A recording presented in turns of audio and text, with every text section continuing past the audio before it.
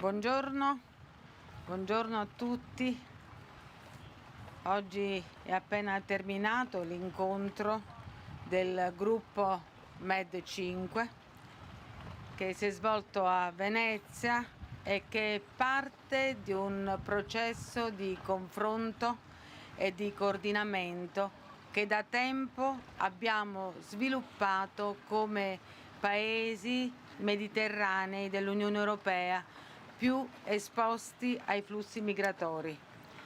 Ci eravamo già confrontati ad Atene e a Malaga e anche oggi abbiamo potuto consolidare la nostra visione strategica sugli elementi essenziali del nuovo sistema europeo di gestione della migrazione.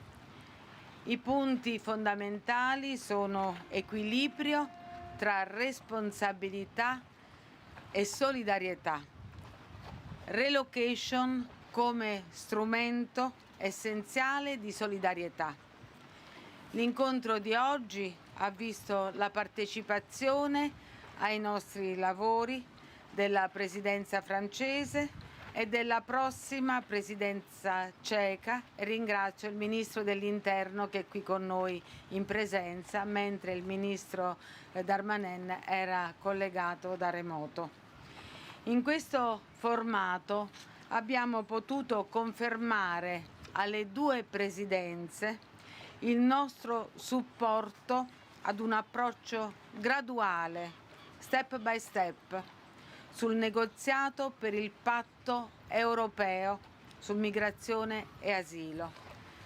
Siamo convinti infatti come Italia, Cipro, Grecia, Malta e Spagna che questo sia il metodo migliore per ricercare soluzioni equilibrate tra la responsabilità e la necessaria solidarietà che gli altri membri sono chiamati a dimostrare.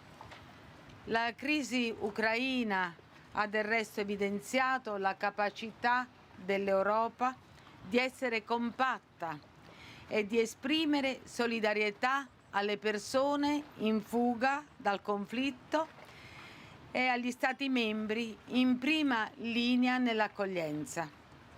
In questo nuovo contesto globale in cui non è escluso il rischio concreto di una grave crisi alimentare causata dal blocco delle esportazioni di grano dall'Ucraina, l'incontro del gruppo MED5 costituisce un punto di riferimento importante anche in vista del prossimo Consiglio europeo affari interni.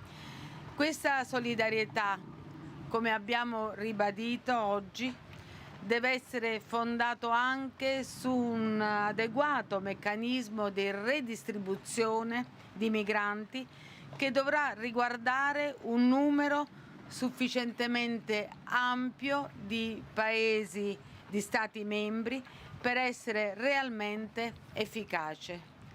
Si tratta questa di una posizione unitaria dei paesi mediterranei che si affianca alla richiesta di sviluppare l'azione dell'Unione Europea verso i paesi terzi con partenariati per prevenire le partenze e garantire la collaborazione in tema di rimpatri, anche, ripeto, attraverso degli adeguati strumenti, adeguati partenariati con i paesi di origine e di transito dei flussi migratori. L'incontro di oggi conferma l'attenzione delle presidenze francese e ceca nei confronti delle nostre aspettative e ribadisce lo spirito costruttivo dei paesi del Mediterraneo. Siamo fiduciosi che questo approccio venga valorizzato dalla presidenza uscente e da quella entrante, dalle quali ci aspettiamo segnali concreti, in particolare sugli aspetti della solidarietà. Su questo abbiamo avuto ampie assicurazioni. Voglio darne atto qui oggi al termine di questo incontro.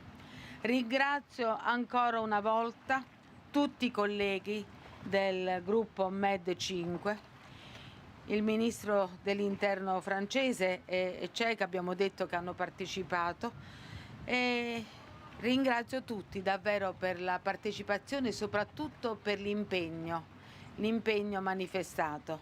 Siamo qui a Venezia, in questa splendida città, certamente aiutato anche una conclusione positiva dei nostri incontri.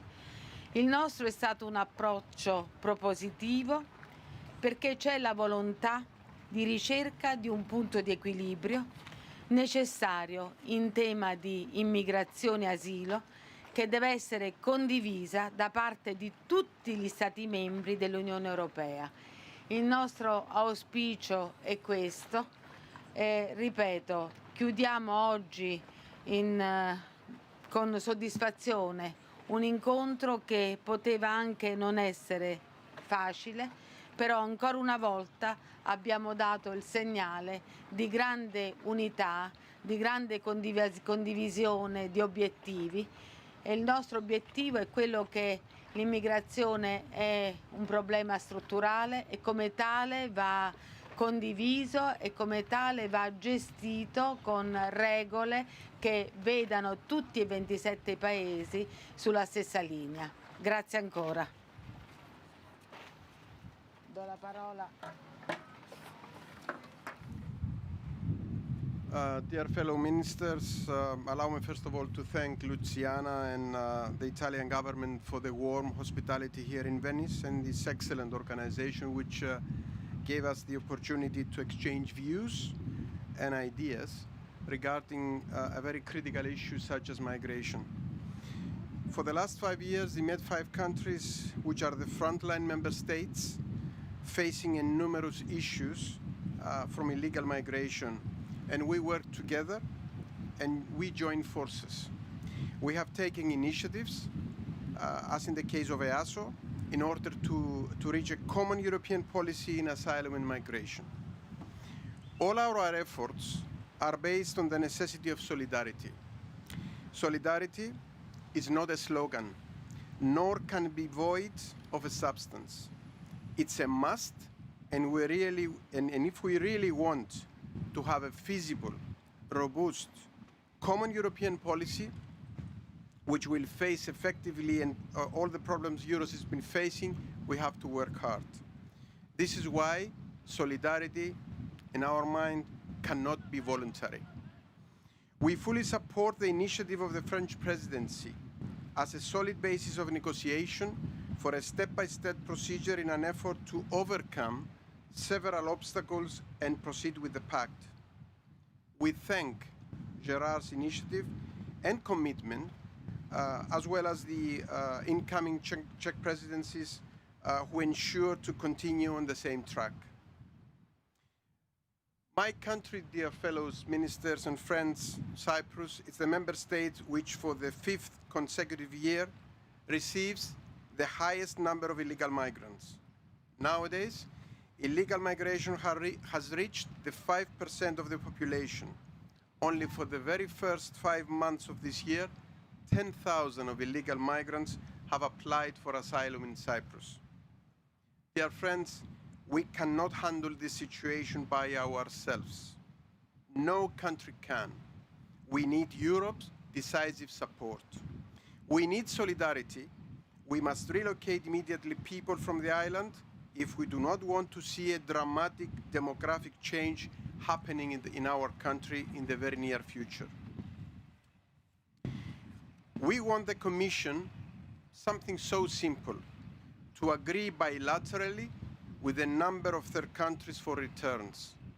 If these simple but vital issues are not part of the new common European asylum and migration policy, then I regret to predict that any agreement achieved will not be able to solve the problem. Let's be honest, the numbers are overwhelming, and this year the frontline member states are expected, as we have discussed between us, to receive more 150,000 migrants. Does anyone honestly believe that with a totally voluntary mechanism as proposed, we can return even a few of these people back to their homelands?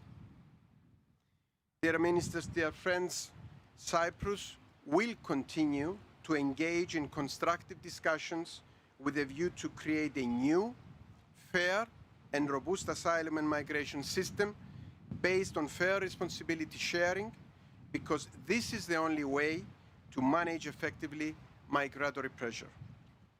I once again thank you, Luciana, for the hospitality, and I would like to thank also my fellow ministers and wish all a safe flight back home. Thank you. Let me also thank the Italian government and Luciana personally for the initiative to hold this timely third ministerial meeting of the group of MED5 in Venice. Our like-minded group, established 2 years ago, has evolved to an institution bringing together the Mediterranean frontline countries in migration and asylum issues. The meeting gave us the opportunity, some days ahead of the Council meeting in Luxembourg, to further coordinate our position regarding the crucial negotiation of the European Pact on Migration and Asylum and the step-by-step approach initiated by the French presidency. A main conclusion is that the recent Ukrainian refugee crisis and the EU response to it demonstrated the need for a unified and concrete action by the EU and the Member States. The immediate reaction of Europe and the Council paved the way for a new approach towards migration and asylum issues and set new standards, as the abolition of the internal borders and the creation of a common European protection space. Together with the ministers of Italy, Cyprus, Malta and Spain, we agreed that only a balanced and fair common European policy on migration can be a functioning one. That was our principal message delivered to the current and incoming presidencies of the European Union, France and the Czech Republic. And we thank the Minister of Interior of these two countries for taking part in our meeting today and being attentive to our concerns and position. I have to note that it's a substantial step forward for the European Union to now agree on the need to provide tangible solidarity and relocations to the frontline member states. In our view, the imperative need for solidarity to frontline member states goes hand by hand with the enhanced protection of the external borders of the European Union. And this is why we need Frontex with strong political and operational mandate to support national efforts. We need more emphasis on cooperation with origin and transit countries, which are necessary to prevent illegal arrivals and boost returns. Europe needs to prepare itself for future crises. And I need to note, in the case of the Eastern Mediterranean route, that it is very important that Turkey delivers on its commitments under the 2016 joint statement. And I have to note that recent provocative rhetoric by Turkey in terms of challenging Greek sovereignty is counterproductive and does not contribute to the spirit of trust and cooperation between Turkey and the European Union. While fighting illegal migration and smuggling, we're fully in favor of more legal pathways for migration to Europe. We cannot let the smugglers decide who comes and lives in Europe. This is why my country is investing in bilateral cooperation schemes with origin countries, offering more opportunities for work permits in exchange for better cooperation in returns. In conclusion, we, the ministers of the 5 Mediterranean frontline countries, are determined to continue our joint effort for achieving a balanced and effective common migration policy and stand ready to work closely with the current and incoming presidencies and all European partners for finding sustainable solutions. Dear Luciana, I would like to stress our gratitude for the outstanding hospitality here in Venice in this marvelous setting and for offering us the opportunity to hold 2 days of intensive, open and productive discussions. Thank you. Buongiorno a tutti. I wish to thank Luciana Morgese for welcoming us here in this beautiful location to continue our discussions in person. on the important subject of migration and asylum. So many events have happened since our last meeting in Spain. The war in Ukraine, the discussions on the pact of migration and asylum, and all sorts of developments unfolding in third countries on the EU's doorstep in the Mediterranean. Circumstances which have required us to come together at technical level and sometimes at political level as well. Thus, we have met once again to discuss the progress made on the negotiations on the European Union's plan on migration and asylum, particularly the latest developments concerning a relocation mechanism proposed by the French presidency at the upcoming Home Affairs Council next week. Malta, Italy, Greece, Spain, and Cyprus, as the 5 Mediterranean countries who have been experiencing the highest migratory pressure over the years, have shown that we are willing to compromise in order to see the discussions progress.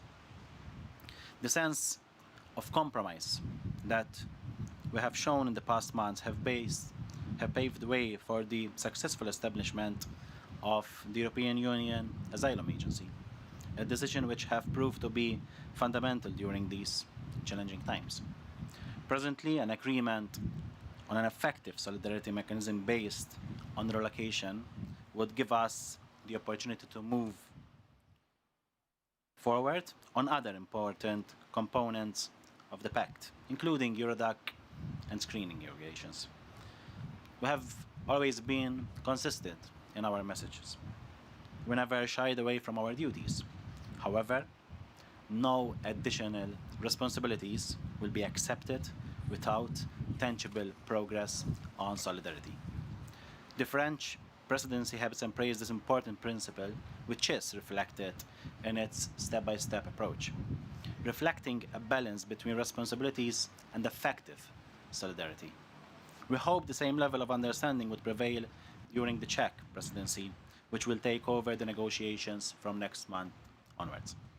Today, at this important juncture of European Union history, we need to draw a lesson from the war in Ukraine and the EU's exemplary response to the refugee crisis. The positive attitude shown by all member states during this unprecedented time of crisis. We have acted quickly and decisively on Ukraine. We understood that there was no time to be selective, that there must be a concerted effort to ensure the necessities of these people. All member states acknowledged that this is a European challenge and that people arriving in the neighboring countries of Ukraine could not carry the responsibilities alone. Even the member states which are farthest away from Ukraine welcomed a high number of refugees arriving through the Ukrainian EU border. Unfortunately, while we have shown impeccable responsiveness to the Ukraine crisis, for many years we have failed to find a common response to the crisis which developed in the Mediterranean. If we do not act now on this migration crisis that we have been witnessing in the Mediterranean for several years, we would be sending a message that we act differently with different human beings looking for safety. That we have two categories of asylum seekers, that there are refugees who are more equal than others. I am calling for a balanced and realistic approach, getting together to share the responsibilities of refugees coming to Europe does not mean that we should sideline other priorities which are fundamental for the European Union, such as the protection of EU's borders and the return of failed asylum seekers. Such work also includes the fight against the smuggling of people. We cannot normalize smuggling, exploitation and deaths of human beings by criminal organizations. And we cannot make a difference if we do not work closely with countries of origin and transit. I understand that this subject could be controversial, but we have a choice to make. We can support third countries to do more to manage their borders and safeguard the interests of people on the move. On the other hand, we can decide to do nothing, to stop our cooperation, to give smugglers and criminals the freedom to act as they please, the liberty to put as many lives at risk as they wish. Doing nothing for us is not a solution. I am convinced that there could be a holistic short-term and long-term solutions which could really make a difference on the ground, not just for us frontline countries, but also for other member states who experience secondary movements in the south. If we are able to welcome and give protection to nearly 3 million refugees in 100 days, I have no doubt that together, as one European bloc, we can do much more to address the much lower numbers arriving through the Mediterranean Sea every year. Thank you once again, Luciano.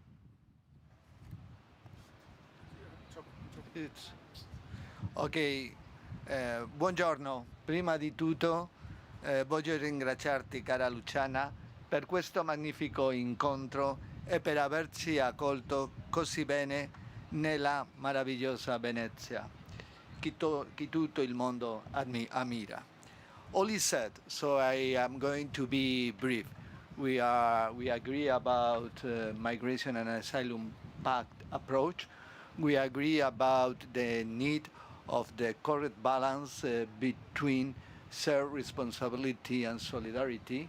We agree about the need of the external dimension. When we are talking on migration, we have to talk about the external dimension, the need to get agreement with third countries in Africa, because this is a structural, a permanent challenge that we have to face. So I am going to be brief about that. Today we have shown again the unity of the MED5 group, which is proving essential for our proposals to be taken in account. Spain is fully committed to continue this path, to continue strengthening our bonds, to continue speaking with one voice, as today, the voice of the Mediterranean countries. Here in Venice, but also in Athens and in Malaga, we have consolidated a valuable asset that we must maintain. I believe we have an opportunity to continue to offer the willingness of this group to make progress in improving the common European migration and asylum policy. We must keep working together towards this goal, a better migration and asylum policy that essentially would mean a better European Union. Grazie mille. Signor Ministro, ci sono delle domande per lei. Allora, per Quotidiani Veneti, Berlingueri Laura. Buongiorno. Volevo chiedere se, vista la carenza di lavoratori all'interno delle aziende e stagionali anche nel turismo, state ragionando sulla possibilità di snellire le pratiche per permessi di soggiorno per far lavorare queste persone e se prevedete dei permessi particolari per gli stagionali. Grazie. Si sta lavorando a livello di Presidenza del Consiglio a un nuovo decreto flussi e certamente stiamo verificando la possibilità di accelerare le procedure, perché effettivamente manca del personale in alcuni settori specifici e a tal riguardo vorrei ricordare il protocollo che abbiamo firmato non più tardi di 10 giorni fa con il Ministro del Lavoro per inserire nel circuito dell'edilizia, perché abbiamo stipulato un protocollo con l'Associazione Nazionale Costruttori, con l'ANC, per inserire nel circuito lavorativo coloro che sono titolari di protezione internazionale o coloro che hanno fatto domanda la cui pratica è in via d'esame. Quindi certamente verificheremo e stiamo verificando la possibilità che analogo protocollo venga fatto anche per altre categorie. Per il Corriere del Veneto, Bertasi Gloria. Un decreto flussi solo per stagionali o un decreto flussi che apre agli arrivi? Altra cosa, si parla, già alle dichiarazioni che ha fatto ieri, si parla di rischio di arrivi sempre maggiori per la crisi. per la crisi del grano, chiamiamola così. La difficoltà nei territori è sempre stata l'accoglienza. State già pensando come distribuire le quote di questi nuovi arrivi? Le prefetture hanno sempre molta difficoltà a trovare luoghi dove ospitarli. Con l'emergenza in Ucraina molti alloggi sono stati trasferiti all'accoglienza di rifugiati ucraini e il rischio di dover riaprire le caserme appare dietro l'angolo con le proteste che ne derivano. Avete già un piano, nella speranza che non accada ovviamente un arrivo di massa? Innanzitutto il decreto flussi è il decreto che ogni anno viene fatto, quindi saranno delle quote stabilite per il 2022 ed è il decreto che facciamo abitualmente. Per quanto riguarda i numeri derivanti dalla grave crisi anche alimentare che fino a quando non si sbloccherà il grano che è nel Mar Nero, ma su questo c'è un grande impegno dei leader europei, dell'ONU, quindi noi speriamo che a breve ci sia una svolta in questa difficile partita. Ma vorrei anche dire che l'incontro di oggi con i ministri del Mediterraneo ha affrontato anche questi argomenti. Direi che è stato organizzato proprio in vista del Consiglio europeo che si terrà a giorni, che è l'ultimo a presidenza francese, e quindi è molto importante che ci sia stato collegato il ministro Darmanin, ma devo ringraziare per la presenza del ministro dell'Interno ceco, perché ci ha assicurato il massimo impegno anche nel proseguire sulla strada che in questi anni abbiamo tracciato, che era partito con l'accordo di Malta, che poi purtroppo ha subito un'interruzione a causa della pandemia, ma quella è l'Europa che noi vogliamo, un'Europa solidale che possa partecipare anche nella relocation dei migranti. Per quanto riguarda il piano italiano, noi un'altra questione su cui abbiamo posto l'accento è l'esigenza di partenariati con i paesi terzi per evitare che ci siano le partenze, ma anche un piano di rimpatri con alcuni paesi che al momento sono un poco riottosi nel avere la responsabilità del rientro di cittadini che sono partiti di là, e pensiamo che per esempio in Italia il secondo paese è il Bangladesh, il primo è l'Egitto, ma il problema che ha l'Italia di questi numeri, ad oggi sono circa 20.000, è un problema condiviso con gli altri paesi, perché ognuno di loro ha numeri importanti in aumento rispetto all'anno scorso. Quindi l'incontro di oggi credo che abbia dato una svolta a quella che è la linea che l'Europa deve tenere su questi aspetti. Per quanto riguarda l'Italia, certamente noi ci stiamo attrezzando. Per ANSA, Buoso Andrea. Buongiorno, volevamo sapere, se possibile, se c'è un ordine di grandezza allo studio, nel decreto flussi allo studio. Seconda cosa, oggi proprio c'è un appello di alcune ONG che operano nelle acque mediterranee di poter anche creare dei corridoi umanitari, dei flussi anche dalla Libia o dal Nord Africa. Non so se voi ne avete parlato, se c'è una prospettiva anche in questo senso. Non è una prospettiva, la questione di